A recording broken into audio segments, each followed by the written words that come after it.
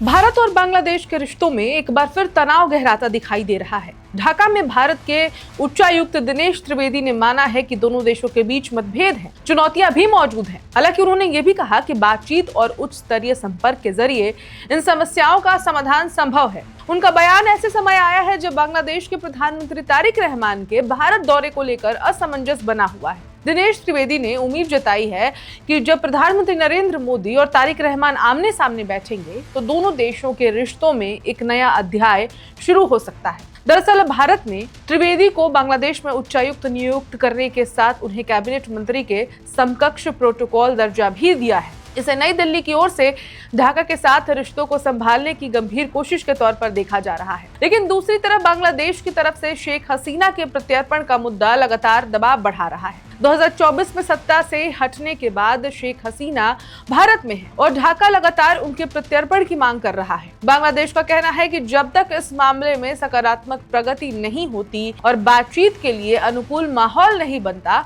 तब तक प्रधानमंत्री तारिक रहमान की भारत यात्रा मुश्किल है। इसके साथ ही आपको बता दें कि भारत ने तारिक रहमान को ब्रिक्स समिट में इनवाइट किया है।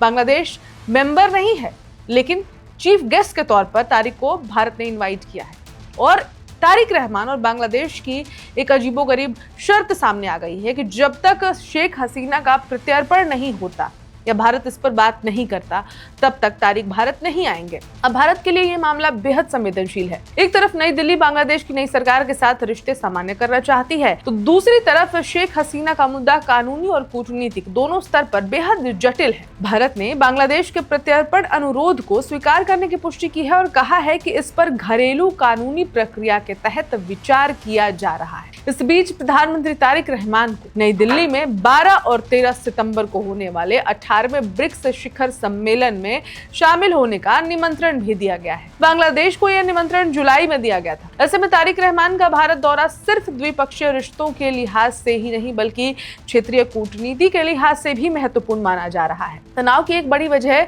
भारत में मौजूद शेख हसीना की राजनीतिक गतिविधियां भी हैं। ढाका को आपत्ति है कि भारत की जमीन से ऐसी गतिविधियां हो रही हैं जिन्हें वो अपनी नई राजनीतिक व्यवस्था के खिलाफ मानता है। बांग्लादेशी सरकार के लिए हसीना का मुद्दा घरेलू राजनीति और राष्ट्रीय संप्रभुता से जुड़ा हुआ है। हालांकि दोनों देशों के बीच तनाव के बावजूद संपर्क के रास्ते पूरी तरह बंद नहीं हुए हैं। दिनेश त्रिवेदी ने कार्यभार संभालने के बाद भारत ने बांग्लादेशी नागरिकों के लिए पर्यटक वीजा प्रक्रिया भी फिर से शुरू की, जिसे रिश्तों में सुधार की दिशा में एक सकारात्मक संकेत माना गया। अब सवाल तो बना हुआ है कि नई दिल्ली और ढाका इस कूटनीतिक गतिरोध से बाहर कैसे निकलेंगे। क्या भारत शेख हसीना के प्रत्यर्पण पर बांग्लादेश की मांग को स्वीकार करेगा? क्या तारिक रहमान ब्रिक्स शिखर सम्मेलन के लिए भारत आएंगे? और क्या मोदी रहमान मुलाकात दोनों देशों के बीच जमी बर्फ को पिघला पाएगी? फिलहाल इतना साफ है कि भारत बांग्लादेश संबंध एक बेहद नाजुक दौर से गुजर रहे हैं, लेकिन भारतीय उच्चायुक्त का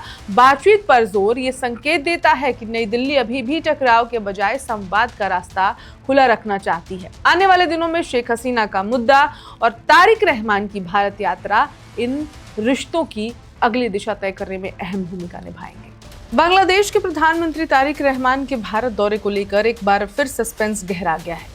भारत की तरफ से साफ संकेत दिए जा रहे हैं कि नई दिल्ली बांग्लादेशी प्रधानमंत्री के स्वागत के लिए तैयार है, लेकिन ढाका अभी इस दौरे को लेकर अंतिम फैसला नहीं कर पाया है। ऐसे में सबसे बड़ा सवाल यही है, क्या तारिक रहमान सितंबर में भारत आएंगे और इस उधेड़-बुन के पीछे की वजह क्या है? नमस्कार, मेरा नाम है ऋचा पराशर और आप देख रहे हैं वन इंडिया हिंदी। भारत ने तारिक रहमान को 12 और 13 सितंबर को नई दिल्ली में होने वाले 18वें ब्रिक्स शिखर सम्मेलन में विशेष अतिथि के तौर पर शामिल होने का न्योता दिया है। बांग्लादेश ब्रिक्स का सदस्य नहीं है, लेकिन भारत ने विशेष अतिथि के तौर पर तारिक रहमान को आमंत्रित किया है।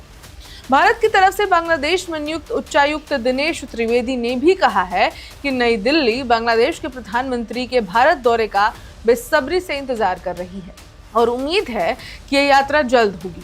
हालांकि उन्होंने ये भी साफ किया कि यात्रा का समय और फैसला प्रधानमंत्री तारिक रहमान के अधिकार क्षेत्र में है, यानी दिल्ली की तरफ से दरवाजा खोला जा चुका है, लेकिन अब गेंद ढाका के पाले में है।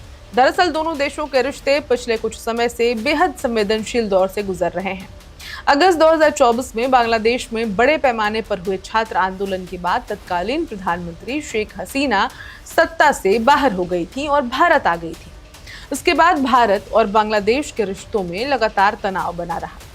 अब बांग्लादेश की नई सरकार शेख हसीना के प्रत्यर्पण की मांग कर रही है। नवंबर 2025 में बांग्लादेश की एक विशेष ट्रिब्यूनल ने हसीना को उनकी गैर मौजूदगी में मानवता के खिलाफ अपराधों के मामले में मौत की सजा सुनाई थी। हसीना इन आरोपों को राजनीतिक रूप से प्रेरित बताती रही है। यही मुद्दा भारत बांग्लादेश संबंधों में सबसे संवेदनशील विषय बना हुआ है। नई दिल्ली का कहना है कि हसीना के प्रत्यर्पण से जुड़े अनुरोध की जांच भारत के लागू कानूनों और स्थापित कानूनी प्रक्रिया के तहत की जा रही है। अब उधर हाल ही में दिल्ली में शेख हसीना की मीडिया से बातचीत ने भी दोनों देशों के बीच तनाव को बढ़ाया। बांग्लादेश ने इस कार्यक्रम पर नाराजगी जताई और कहा कि इससे वहां की भावनाएं आहत हुई हैं।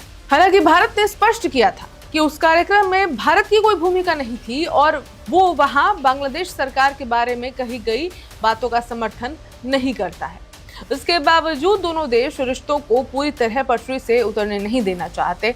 अब बांग्लादेश के विदेश मंत्री खलीलुर रहमान ने भी माना कि दोनों देशों के बीच कुछ इरिटेशन यानी कि मतभेद हैं, जिन्हें दूर करना जरूरी है। उन्होंने कहा कि सरकार भारत की नीतियों की समीक्षा कर रही है और उचित समय पर फैसला लिया जाएगा। यही भारत के उच्चायुक्त दिनेश त्रिवेदी का बयान भी महत्वपूर्ण हो जाता है। उन्होंने कहा कि भारत और बांग्लादेश दोनों संप्रभु देश हैं। दोनों सिर्फ सीमा साझा नहीं करते बल्कि एक साझा भविष्य और सपना भी साझा करते हैं। उनका जोर इस बात पर था कि मतभेद किसी भी रिश्ते का हिस्सा नहीं हो सकते हैं, लेकिन उनका समाधान बातचीत के जरिए ही निकाला जा सकता है।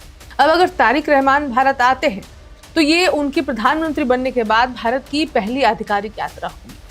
ऐसे में ये दौरा सिर्फ ब्रिक्स सम्मेलन तक सीमित नहीं रह सकता। दोनों देशों के बीच व्यापार, सीमा, पानी, सुरक्षा और क्षेत्रीय सहयोग जैसे मुद्दों पर भी बातचीत की संभावना होगी। सबसे बड़ा सवाल शेख हसीना के प्रत्यर्पण का भी रहेगा। क्या इस मुद्दे पर दोनों देशों के बीच कोई रास्ता निकल सकता है? क्या तारिक रहमान और भारतीय नेतृत्व के बीच सीधी बातचीत रिश्तों में जमी बर्फ को पिघला सकती है? फिलहाल तस्वीर पूरी तरह साफ नहीं है। भारत ने निमंत्रण दिया है, दिल्ली स्वागत के लिए तैयार है और भारतीय उच्चायुक्त जल्द यात्रा की उम्मीद जता चुके हैं। लेकिन ढाका अभी अंतिम फैसला करने की प्रक्रिया में है, इसलिए अब निगाहें तारिक रहमान के अगले कदम पर है। अगर वो सितंबर में दिल्ली पहुंचते हैं तो ये सिर्फ एक ब्रिक्स यात्रा नहीं बल्कि भारत बांग्लादेश रिश्तों में एक नए अध्याय की शुरुआत भी हो सकती है। बांग्लादेश की राजनीति में एक बार फिर शेख हसीना का नाम केंद्र में आ गया है। सवाल सिर्फ इतना नहीं है कि पूर्व प्रधानमंत्री दिसंबर में ढाका लौटेंगी या नहीं, बल्कि बड़ा सवाल ये है कि क्या उनके लौटने से बांग्लादेश की राजनीति में एक नया अध्याय शुरू होगा। चुनाव के बाद बदले राजनीतिक माहौल, आवामी लीग से जुड़े नेताओं और कार्यकर्ताओं की गतिविधियों और अदालतों से मिल रही कानूनी राहत के बीच हसीना की वापसी का ऐलान कई बड़े संकेत दे रहा है। 5 अगस्त 2024 को छात्र आंदोलन के हिंसक रूप लेने के बाद शेख हसीना को प्रधानमंत्री पद छोड़ना पड़ा और वो भारत आ गईं।